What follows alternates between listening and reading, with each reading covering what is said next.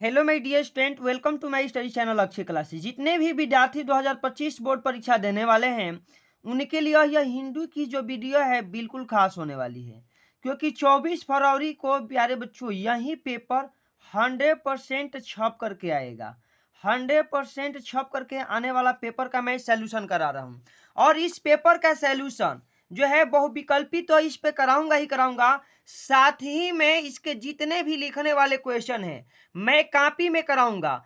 और इस वीडियो में यदि आप क्लिक करके रुके हैं प्यारे बच्चों तो पूरे वीडियो को 100% देखिए, ठीक है। 70 में 70 लाने का ये रामबाण वाली वीडियो है, और आप लोग इसका कोड देख लीजिए 801 डीए है। यह जो है कल एकदम सेम सेम छप करके आने वाला है, तो मैं जो बता रहा हूं उसको पूरे ध्यान से देखिए।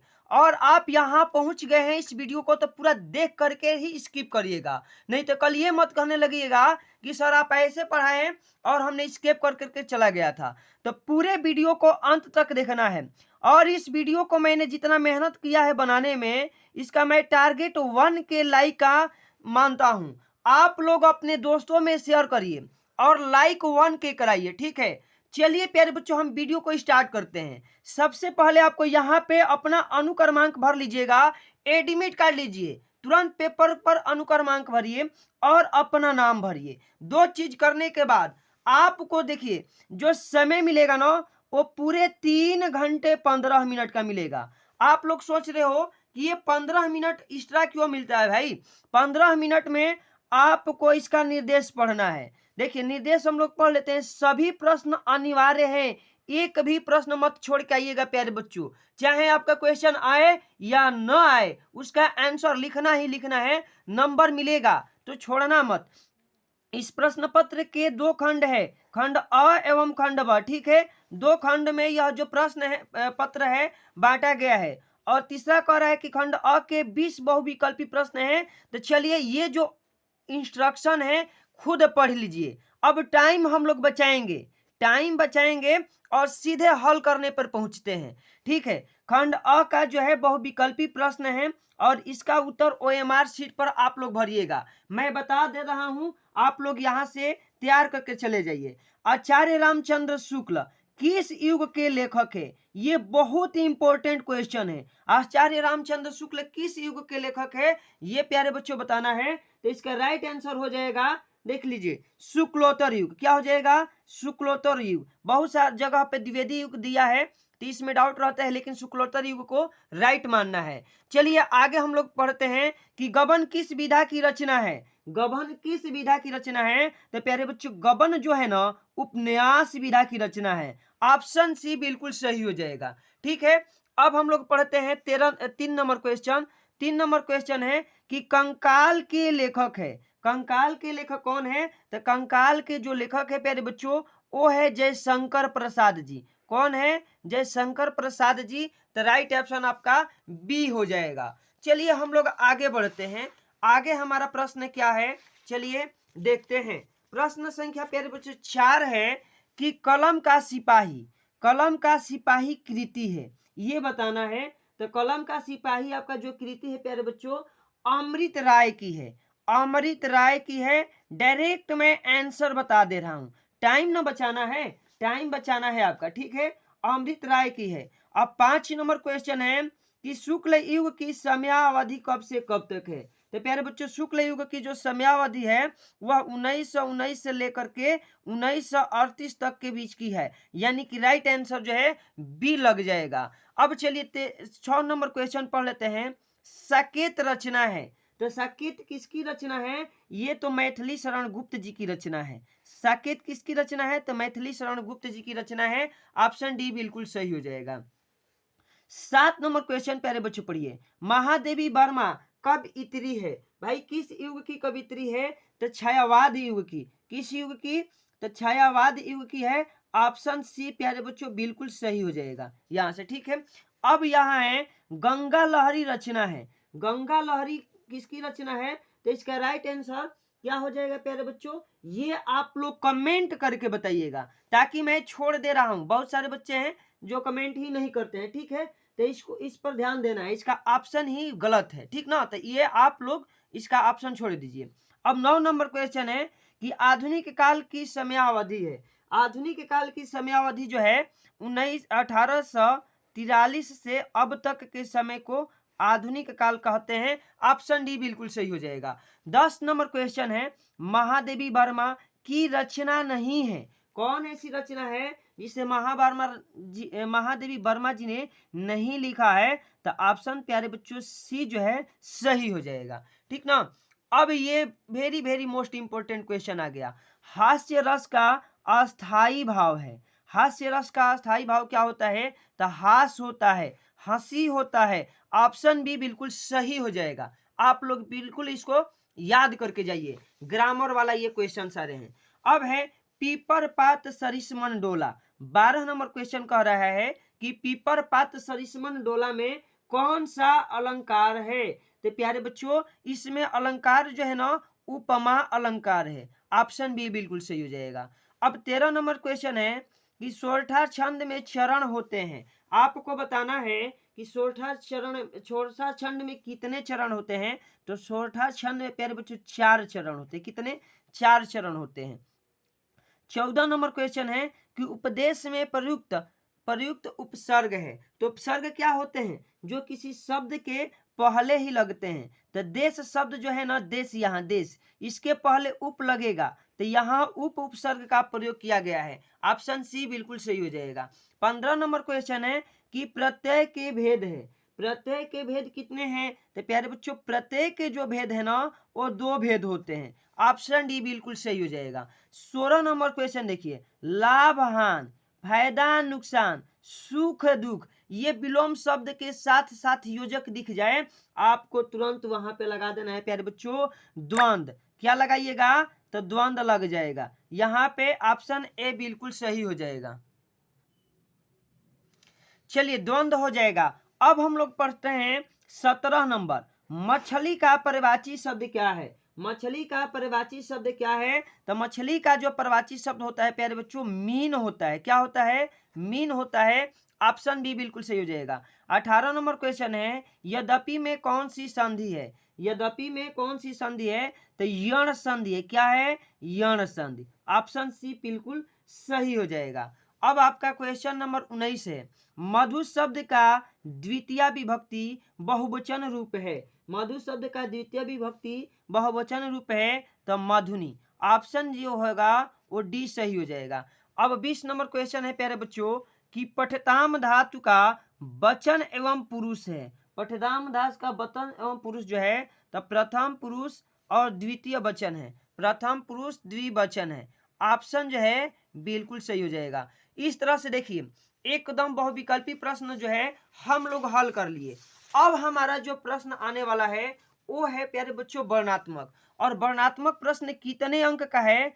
पूरे के पूरे 50 अंक का है। और इस सेशन को बढ़िया से यदि आप लिख देते हैं तो 50 में कम से कम आपको 45 प्लस नंबर यहीं मिल जाएंगे, यहीं मिल जाएंगे। देखिए खंड ब जो है वर्णात्मक प्रश्न हल करना है।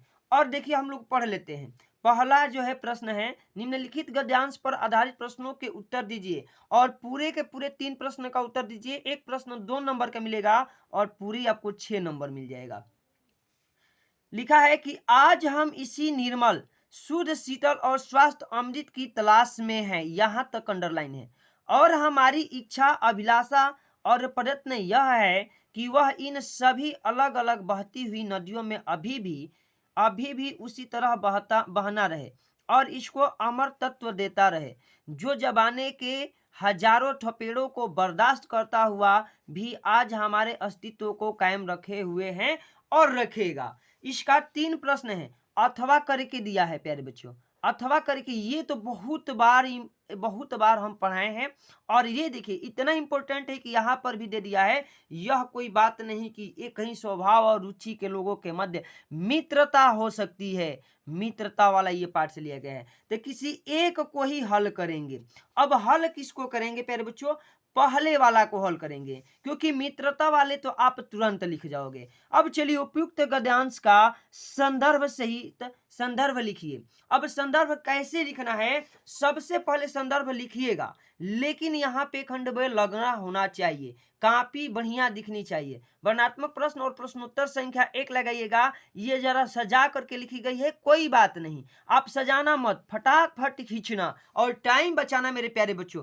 आ करके कमेंट करके बताना कैसे किए हो, कितना अच्छा स्कोर आ रहा है। ठीक है, संदर्भ में लिखिएगा कि प्रस्तुत गद्यावरण हमारी पाठ्य पुस्तक हिंदी के भारतीय संस्कृत नामक पाठ से लिया गया है। यह जो गद्यांश है ना, भारतीय संस्कृत नामक पाठ से लिया गया है। आप पढ़े होंगे तो वहां पर इस गद्यांश का जो शब्द हैं देखे होंगे। ठीक है, लिया गया है, जिसके लेखक डॉक्टर राजेंद्र प्रसाद जी हैं। रेखांकित अंश की व्याख्या करिए। यहां 2 नंबर आपने प्राप्त कर लिया। अब रेखांकित अंश की व्याख्या कैसे करना है, तो रेखांकित अंश की व्याख्या देख लीजिए कि आज हम इसी निर्मल, शुद्ध, शीतल और स्वस्थ अमृत की तलाश में हैं। और इसको लिखेंगे कैसे, लिखेंगे रेखांकित अंश की व्याख्या। और लेखक का कहना है, याद कर लीजिए, कोड हर जगह लगाइएगा। लेखक का कहना है कि भारतीय संस्कृत रूपी विशाल सागर में आकर के गिरने वाली इन नदियों में एक ही भाव, शुद्ध, स्वच्छ, शीतल, स्वस्थप्रद एवं जल अमृत के समान प्रवाहित होता है। यहाँ से इसी बात को अपने भाषा में जब हम लिखते हैं तो रेखांकित अंश की व्याख्या हो जाती है और पूरे 2 नंबर प्राप्त कर जाते हैं। तीसरा क्वेश्चन क्या है कि लेखक के अनुसार हमारा अस्तित्व किस कारण से आज भी कायम है। लेखक पूछ रहा है कि हमारा अस्तित्व आज भी किस कारण से कायम है, तो यहाँ हम लोग लिखेंगे कि लेखक के अनुसार हमारी संस्कृति, हमारी विरासत की अमरता के कारण हमारा अस्तित्व आज भी कायम है। तो प्यारे बच्चों, इस तरह से जो है पहले करिए और 6 नंबर यहीं से आपको मिल गया, 6 नंबर मिल जाएगा। अब हम लोग पढ़ेंगे क्या, तो प्यारे बच्चों अब हम लोग पढ़ेंगे 2 नंबर। दिए गए पदांश पर आधारित निम्नलिखित प्रश्नों के उत्तर दीजिए और 6 नंबर ले जाइए। पद्यांश क्या है, निर्गुण वाला है। निर्गुण कौन देश को बासी, मधुकर कहीं समझाओ से हृदय, बुझत साँच न हासी, कोहे जनक कौन है जननी, यही आपका अंडरलाइन किया है। कोहे जनक पिता कौन है और कोहे जननी माता कौन है नारी कोहे दासी, कौन बरस भेष क्यों कहे, भेष है कैसो, की ही रस में अभिलाषी, पगाओ पुण्य कियो अपनो, आजो रहे करेगो गासी, सुनत मौन रहो बावरी, आ सूर देखिए भाई, सूर दिख गया। ट्रिक लगाना तो है, सूर सब मत नासी। इसका 3 प्रश्न दिया है, तीनों प्रश्न का संदर्भ सहित व्याख्या करना है। अथवा में करके दिया है कि अतुलनीय है, जिसके प्रताप का साक्षी है प्रत्यक्ष दिवाकर, घूम घूम कर देख चुका है, जिनकी निर्मल कृति निशा कर देख चुके हैं, जिनका वैभव ये नभ के अनंत तरागण, अगणित बार सुन चुका है नभ जीस का, जिनका विजय घोष रण गर्जन। तो किसी एक का ही लिखना है, ऐसा नहीं कि 2 का लिखिएगा प्यारे बच्चों, एक का ही लिखना है। चलिए हम लोग प्रश्नोत्तर संख्या 2 हेडिंग लगाते हैं। और देखिए, एक और जानबूझ करके मैंने ये तरीका लगाया है ताकि आप ऐसे भी लिख देते हैं, आपका नंबर का बारिश हो जाएगा। ठीक है प्यारे बच्चों, अब यहाँ सूरदास जी वाला है ना, अब इसका हम लोग सबसे पहले लिख देंगे पाठ का नाम। संदर्भ में देखिए हम लोग लिखेंगे कि पाठ का नाम क्या है, तो पद, और कवि का नाम क्या है, तो सूरदास जी। और रेखांकित अंश की व्याख्या जो है कैसे करेंगे, इसी बात को अपने भाषा में लिखेंगे। लिख देंगे कि सूरदास जी कहते हैं कि जनक कौन है, पिता कौन है जननी, यानी कि माता कौन है। रेखांकित अंश की व्याख्या लगाइए और लिखिए, कवि सूरदास जी जानना चाहते हैं कि पिता कौन है और उनकी माता का क्या नाम है। अब आगे जो है प्यारे बच्चों, ये तो हो गया हम लोग का संदर्भ हो गया, रेखांकित अंश की व्याख्या हो गई, 2 यहाँ मिला, 2 यहाँ मिला। और यहाँ है मधुकर शब्द का अर्थ क्या है, तो जो प्यारे बच्चों मधुकर शब्द का जो अर्थ है वह भावरा है। क्या है, भावरा है। अब चलिए हम लोग पढ़ते हैं प्रश्नोत्तर संख्या 3, और संस्कृत से यह हमेशा पूछा जा रहा है। ऐसा नगरी और अस्माकम संस्कृति सदा गतिशील वर्तते, ये हर बार पूछा जा रहा है प्यारे बच्चों। तो देखिए, इस बार एकदम जा करके दमका करके लिखिए, ऐसा नगरी भारतीय संस्कृत भाषा से केंद्र असलमस्ती इत एवं संस्कृति। इसका हम लोग समझ गए कि वाराणसी वाला पाठ से लिया गया है, और वहीं पे इन सारे जो गद्यांश है वहीं पर हम लोग देखे हैं। तो इसका हम लोग लिखेंगे, देखिए, अब हम लोग प्रश्नोत्तर संख्या 3 हेडिंग लगा देंगे और लिखेंगे ऐसा नगरी डॉट डॉट कर करके संकेतांक भाषाया कारितः तक लिख करके और संदर्भ में लिखिएगा कि प्रस्तुत गद्यांश हमारी पाठ्य पुस्तक हिंदी के संस्कृत खंड, ये एकदम ट्रिक लगाइए, संस्कृत खंड में संकलित वाराणसी पाठ से उद्धृत है। और हिंदी अनुवाद इसका कैसे करना है, यहाँ लिखा है कि यह नगरी भारतीय संस्कृत भाषा के केंद्र स्थली है। इसी को हम लोग लिखेंगे कि यह नगरी भारतीय संस्कृत और संस्कृत भाषा के केंद्र स्थली है। यहाँ लिखा है कि इत एव संस्कृत वाग्मस्य संस्कृते च आलोक प्रकाश होता है, सर्वत्र मने सभी जगह प्रस्यंतः मने फैला हुआ है। लिख दीजिएगा कि यहीं से संस्कृत भाषा का प्रकाश सभी जगह पर फैला हुआ है। आगे लिखिएगा, आगे हम समझा दे रहे हैं प्यारे बच्चों। मुंगल युवराज दारा शिको अत्रागत भारतीय दर्शनम शास्त्रम अध्ययनम कर अकुरोत सह तेसा ज्ञानम अप्रभावित अभवत यत तेन उपनिषदाम अनुवाद फारसी भाषायाम कारितः। लिखेंगे कि मुंगल युवराज दारा शिको यहाँ आकर के भारतीय दर्शन शास्त्र का अध्ययन किया था और वह उनके ज्ञान से इतना प्रभावित हुआ प्यारे बच्चों कि उन उपनिषदों का अनुवाद यहाँ फारसी भाषा में करवाया था। तो देखिए मैंने यहाँ संस्कृत लिखा था तो काट दिया है, फारसी लिखेगा काट कूट आप लोग मत करिएगा, मैं तो आपको सही पढ़ाने के लिए काट दिया था। अब हम लोग पढ़ते हैं प्यारे बच्चों प्रश्न संख्या 4। और प्रश्न संख्या 4 क्या है देख लीजिए। कह रहे कि दिए गए संस्कृत पद्यांश में से किसी एक का संदर्भ सहित हिंदी में अनुवाद कीजिए। उत्तर यत्र समुद्रस्य हिमांद्रस्य दक्षिणम वर्ष तद भारत नाम भारती यत्र सतंति। या दूसरा दिया है किम न हित्वा प्रियो भवंत किम न हित्वा न शोचंत किम न हितवार्थवान भवंत किम न हित्वा सुखी भवेत। इसका हम लोग प्यारे बच्चों देखिए एकदम प्रश्नोत्तर संख्या 4 हेडिंग लगाइएगा। मैंने तो स्केच से लगा रखा है, आप लोग ब्लैक पेन लेके जाइए या स्केच से लिख पाएंगे तो स्केच से लिख दीजिएगा। और संकेतांक प्यारे बच्चों लिखिए, यहाँ जो है संकेतांक एकदम यहीं वाला लगाना है, यही होता है संकेतांक, यहाँ से लिख करके यहाँ तक देखिए ये किम नहीं तो यहाँ तक। अब लिखेंगे संदर्भ में कि प्रस्तुत श्लोक, ये जो है श्लोक आएगा ध्यान दीजिएगा, प्रस्तुत श्लोक हमारी पाठ्य पुस्तक हिंदी के संस्कृत खंड के जीवन सूत्राणी नामक पाठ से उद्धृत है। अब आगे हम लोग लिखेंगे कि किम न हित्वा प्रियो भवान, मतलब कि मनुष्य क्या छोड़ करके प्रिय हो जाता है। किम न शोचंत, किम हित्वा न शोचंत, मनुष्य क्या छोड़ करके शोक न करता है, सोचत है, ठीक है। किम न हितवार्थ भवांत किम न हितवार्थ सुखी, मनुष्य क्या छोड़ करके धनवान हो जाता है और मनुष्य क्या छोड़ करके सुखी हो जाता है।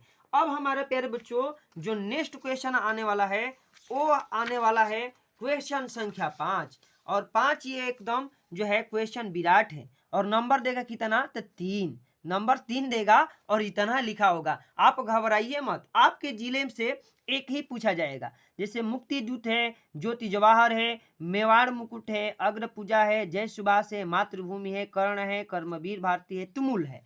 आप किस जिला से हैं आप अपने जिले के हिसाब से इसका खंड काव्य लिख करके आइएगा, ठीक है। खंड काव्य अपने जिला के हिसाब से लिखिए और 3 नंबर प्राप्त कीजिए। क्योंकि मैं प्यारे बच्चों अब इसमें तो मैं बताऊंगा नहीं, क्योंकि हर जिले के बच्चे इस वीडियो को देखेंगे और किस जिले का बच्चे के लिए मैं बताया हूं, अगर जो कोई नहीं समझा गलत लिखेगा तो मुझे कमेंट करके मुझे ही दोष देगा, तो ठीक है इसको छोड़ देते हैं। आप 3 नंबर की बात है तैयार करिए, जा करके छाप करके आइए। लेकिन ये तो मैं जरूर बताऊंगा प्यारे बच्चों, दिए गए लेखकों में से किसी एक का जीवन परिचय लिखते हुए उनकी एक प्रमुख रचना का उल्लेख कीजिए और पूरे 5 नंबर प्राप्त कीजिए। साथ ही एकदम बेहतरीन ऑफर है, जीवन परिचय पर 3 और लेखक का एक जो है रचना लिखिए, 5 नंबर प्राप्त कीजिए। आचार्य रामचंद्र शुक्ल है, जयशंकर प्रसाद है और जो है डॉक्टर राजेंद्र प्रसाद है। चलिए हम लोग देखिए प्यारे बच्चों जीवन परिचय लिखने का बेहतरीन तरीका अपनाएंगे। बेहतरीन तरीका क्या है, प्रश्नोत्तर संख्या 6 लगाइएगा, डॉक्टर राजेंद्र प्रसाद हेडिंग लगाने के बाद जीवन परिचय लिख दीजिएगा। संक्षिप्त परिचय पहले इधर इस साइड में लिखना है, नाम लिखिए, जन्म लिखिए, जन्म का स्थान लिखिए, पिता का नाम लिखिए, माता का नाम लिखिए, मृत्यु लिखिए, रचनाएं लिखिए। यदि आप इस तरह से प्यारे बच्चों लिखोगे ना तभी आपका नंबर मिलेगा। और जीवन परिचय में क्या करना है, डॉक्टर राजेंद्र प्रसाद का जन्म 1884 ईस्वी में जीरादेई बिहार में हुआ था। ठीक है, जीरादेई छापरा जिला है, बिहार में हुआ था। इनके पिता का नाम देखिए, यहाँ जो है महादेव सहाय है और इसको काला से लिखा गया है। ये एक टापर की निशानी है, टापर ऐसे ही लिखेंगे। ठीक है, तथा माता का नाम कमलेश्वरी देवी। देखिए, माता का नाम कमलेश्वरी देवी था। राजेंद्र प्रसाद एक प्रतिभाशाली छात्र थे। इन्होंने कलकत्ता विश्वविद्यालय की प्रवेश परीक्षाओं में प्रथम स्थान प्राप्त किया और अध्ययन समाप्त करने के उपरांत इन्होंने मुजफ्फरपुर के एक कॉलेज में अध्ययन अध्यापन के लिए कार्य किया। इनका देहांत सन 1963 ईस्वी में हो गया था। अब इतना तो हो गया इनका जीवन परिचय। यहाँ आप पाएंगे पूरे के पूरे 3 नंबर और केवल यही आपको याद हो जाएगा ना 2 पॉइंट। प्यारे बच्चों, रचना एकदम 2 नंबर मिलेगा। एक रचना का उल्लेख करने को बोल रहा है, 2 लिखिए 3 लिखिए, आपकी मर्जी। तो भारतीय शिक्षा मेरी आत्मकथा, यहाँ से कल्याण हो जाएगा। अब हम लोग देखिए ख नंबर पढ़ लेते हैं, और ख नंबर ये तो था लेखक का। अब ये आ जाएगा कवि का, तुलसीदास, सुभद्रा कुमारी चौहान और बिहारी। देखिए, जीवन परिचय लिखने का मैं अपने चैनल पर कई सारा वीडियो डाला हूँ, जाकर के वहां देखिए। जीवन परिचय एकदम सटीक तरीका से लिखवाया गया है। तो किसी एक का जीवन परिचय यहाँ पर भी मैं बताऊंगा, छोड़ूंगा नहीं। पूरा का पूरा सॉल्यूशन मेरे बच्चों मैं बताऊंगा। ठीक है, गोस्वामी तुलसीदास का ये जो है जीवन परिचय है, नाम लिखिए, जन्म लिखिए। दूसरा स्टाइल भी मैं बताया हूँ, दूसरा तरीका। यहाँ एक कॉर्नर में लिखने का तरीका है, एक मेन फ्रंट पेज पर भी, और दोनों ही सत्य है, कोई भी एक अपनाना है। पिता का नाम आत्माराम दुबे, माता का नाम हुलसी देवी था, और रचना श्री रामचरितमानस विनय पत्रिका, और सन 1623 ईस्वी काशी में हुआ था। तो जीवन परिचय क्या है? गोस्वामी तुलसीदास का जन्म 1532, यहाँ है ना 1532, यहीं वाला उठा करके लिखना है। 1532 में बांदा जिले में हुआ था। इनके पिता का नाम आत्माराम दुबे, देखिए हाईलाइट किया गया है एकदम ब्लैक से, तथा माता का नाम हुलसी था। इनका बचपन का नाम राम बोला था। इनका विवाह रत्नौली से हुआ था। इन्होंने वेद, वेदांग, इतिहास, दर्शन, शास्त्र आदि का अध्ययन किया। इनकी मृत्यु सन 1623 ईस्वी काशी में हो गई। ठीक है, अब रचना जो है, रचना में लिखिएगा श्री रामचरितमानस और विनय पत्रिका। इतना लिखने के बाद आप लोग बढ़िए क्वेश्चन संख्या 7 की तरफ। प्यारे बच्चों देखिए, ये छोड़े हैं ना, आप लोग मत छोड़िएगा। मैं आपको बढ़िया सुंदर वीडियो बनाने और सही शब्द पहुंचाने के लिए छोड़ा हूं। कोई भी प्यारा बच्चा कॉपी छोड़ के नहीं आएगा, कॉपी में एकदम छोड़ के जगह आना नहीं है। चलिए, ये भी आप लोग देखिए 7 नंबर है। अपनी पाठ्य पुस्तक में से कंठस्थ कोई एक श्लोक लिखिए जो इस प्रश्न पत्र में न छपा हो। तो देखिए, हम लोग प्रश्नोत्तर संख्या 7 हेडिंग लगाएंगे, लिखेंगे सर्वे भवन्तु सुखिनः, सर्वे सन्तु निरामया, सर्वे भद्राणि पश्यन्तु, माँ कश्चित् दुख भाग भवेत्। ठीक है, अब देखिए प्रश्नोत्तर संख्या ये तो 7 हो गया। 8 आपको यहाँ 2 नंबर वही 2 लाइन के लिए लिखने को मिल जाएगा। यदि नहीं आ रहा है ना, तो संस्कृत में से कहीं से उठा करके चपका दीजिए, पेपर वाला ही उठा करके चपका देना है 2 लाइन। अब ये है ज्ञान कुत्र संभवत, माने ज्ञान कहाँ संभव होता है, और दूसरा है कि भारतीय संस्कृति मूल की मस्ती, भारतीय संस्कृति का मूल क्या है। तो देखिए, हम लोग लिखेंगे कि ज्ञान सर्वत्र संभवत, और लिखेंगे कि विश्वस्त सर्वस्त्र ईश्वर एक एवं इति भारतीय संस्कृति मूल मस्त। तो ये भारतीय संस्कृत पाठ से लिया गया था। अब प्यारे बच्चों आ जाएगा हमको एक निबंध वाला।